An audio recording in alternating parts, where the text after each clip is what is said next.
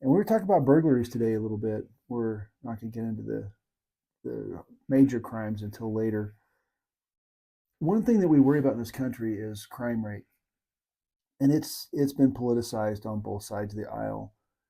They've been talking about the crime rate is going down. Another side says crime rate is going up. The FBI claims that they have a decline in the crime, but they've also changed their reporting methods, and there's a lot of agencies out there that are not reporting. There's a lot of crimes that aren't being reported either.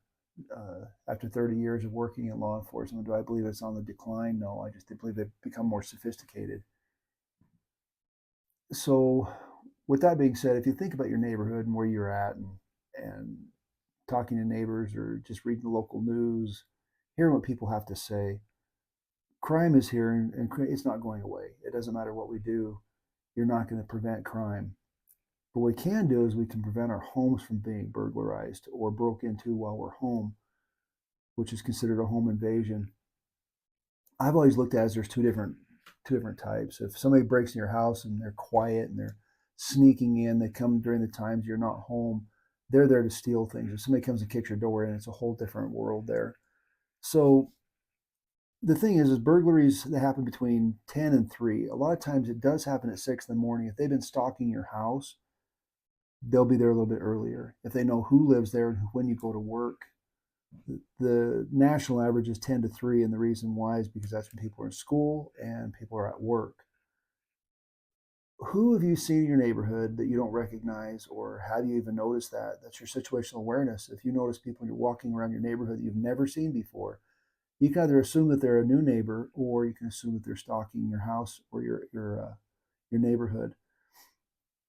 I've actually spoke with burglars and that's been caught, and they said they'll go for a jog, they'll wear jogging outfits and go for a jog in your neighborhood. What they're doing is they're stalking your house. They'll stop and tie their shoe, but what they're doing is they're looking at your home, access into your home. Is there garage doors open? What's in your side your garage that they could take? That's easy to sell. And the other things they're doing is they'll walk their dogs. They'll come around as businessmen. They'll knock on your doors, or women, and they'll knock on your door to sell you something, offer to clean windows or mow lawns or whatever they're doing. If they're not a licensed, bonded, insured company, they're really not there for completely honest reasons. I'm not saying everybody who goes to your house is a bad guy, but it's always good to keep your eyes open on those. Remember, when your trash hits the curb, it's open property. We talked about that with the homicides, and that's how the FBI was able to get more information on the North Idaho killings. Is they went to the trash. Once the trash hits the curb, it's public property. Anybody can look at it. There's no warrants needed. It's not private property anymore. So if you see somebody digging through your trash can that's out on the street, you can tell them to stop. There's no laws preventing them from looking at your trash. They're also looking at lighting. Your windows are open, so when they look through your windows, they can see what's inside your house and give them an idea of what they want to take. Trash cans, like I said, they'll go through the trash and see what you purchased recently. Or it also tells them how many people are in the house and what type of medications you may have if you throw those things in the garbage. So be careful of what you throw away and where you throw it away. After Christmas or after birthdays, it's best to take a lot of those boxes or gifts you have and throw them away. Even if you tie them in bags in the middle of the night, if you leave your trash out on the street in the nighttime, people will go out there and just look through it and open up your trash bags and look in it. So now that they've scoped out your neighborhood, and they see what your house is, here's how the entries are usually done in most burglaries: is 34%. They just go and open your door. Seriously, they'll just walk up and they'll turn your knob and it opens right up and they walk right in your house. 8 minutes door to door. That means 8 minutes it took a burglar to go inside your house, walk around, take what they want, and leave. The main things they're looking for is cash, jewelry, watches, computers, small, laptops, iPads, phones. They're looking for simple things they can take. They also look for medication. They can take those, and anything is easily sold on the street is what they're going to take. If they go in your garage and they have your keys, they'll take your car. They'll take things out of your car. Those are the things they're looking for. So it's 8 minutes usually from door to door. Law enforcement takes a little bit longer than that to arrive on scene unless they're in the area or close by and they're not on another call they have to break away from. The rest of them, 23%, will go through your window. the main floor windows. They'll look around and see which one's open. If we forgot to lock it, if there's a cool breeze in the evening, we open our window up, forgot to close it, they'll climb right through it. If you have bushes or anything like that around your window, that will also give them an opportunity. They can hide in those bushes while they work on opening your window. 9% will go through your garage door. There's a little trick that you need to learn, and we are coming up with a security device to prevent this, but all they have to do is just back up in your driveway. If nobody's home, it's evening time, they can back up right in your driveway, stay on the back of their vehicle, and there's a gap right between your top of your garage door. They reach in, they grab that rope that hangs down, they can disconnect your garage door open and lift your door open manually. So a lot of times people will just take that rope off, even though it's a device you can use to pop your door and manually open and close it if your garage door breaks. So that's one way they can get in through your garage door. 4% they will through the basement windows, basement doors, anything that's usually not secured or hasn't been looked at for quite a while if you don't go downstairs very often. And only 2% of the people will take a chance going to the second floor. I've done a security uh, assessment on a residence before, and I found crowbars, an axe, tool bags, things like that on the back porch. And that's just a key for a burglar to get inside your home. One of the things that we need to do is lighting. We talk about those during our security threat assessments on your home. When we go around your home, we'll check for security devices or security places where you can put cameras and lights. You don't have to have Fort Knox, just a few things put here and there where it's going to deter the burglar.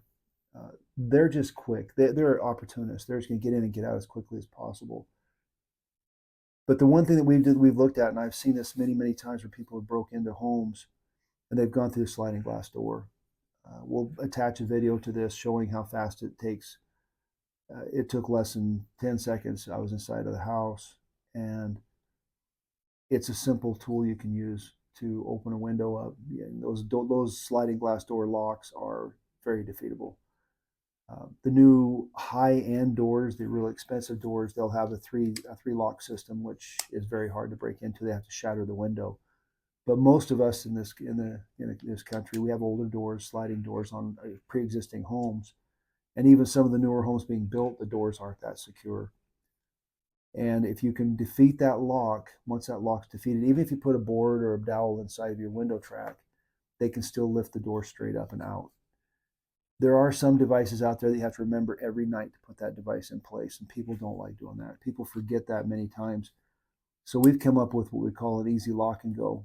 And this right here is what it is. We have it patented, and this will just click right into your track of your door, and your door will slide right underneath it, and they can't lift your door up. So if they defeat the lock and you have a dowel in your door, they cannot lift your door. If they can have the suction cup tools, they can do whatever they want, they cannot open it. We do have another device here that if your door isn't thick enough, you just click this on this piece. It clicks right in place, and it makes it thicker, so the door it won't be able to be lifted at all. So we have a couple of videos we'll put out on this. We'll show you what it is. It's available. You go out to Burglary USA at burglary-usa.com, and you can order one of these parts. We also will give out a weekly video. I am going to get better at this. I'll be putting out more videos, and we'll talk about security and different things that need to be talked about, things that will get us into an environment where we're safe and where we feel good. And again, I apologize for not being out there lately, but I will be. We're coming back on here. We're getting things going. We'll have some training videos. I have a class this Saturday. We'll put a little bit of video on there. And we have another class the week after that. It's a private firearms class. And we have pepper spray classes, taser classes. We're getting into residential training where we can start. We'll teach people how to clear their homes. We'll talk about the type of security that you should be running in your home, the type of plan. Just to cover that really quick, I cannot look at you and say, okay, you've got 3 children, 4-bedroom home, 2 bathrooms, 2 levels. Your plan is 14B. You can't do that. The demographics of your home is everything is mobile. Everything it just changes. It flows and changes every minute of the day. So, I mean, you may have a child at school, may have 2 children at home, somebody may be sick. You just don't know. So you can't have that type of a plan set where this is very strict and have to follow this rule. And so we'll get into those and we'll talk more about those. We're also getting some mindset stuff. We'll talk about your mindset on self defense and being more aware of your surroundings. So again, thank you for listening, and I hope you follow us over there in Preventry. And if you do need one of these devices, that comes in two pair. There's two of these in each package. Just look on our website and you can order them and we can get them out to you. So remember to stay safe, keep your head on a swivel, and have a great day.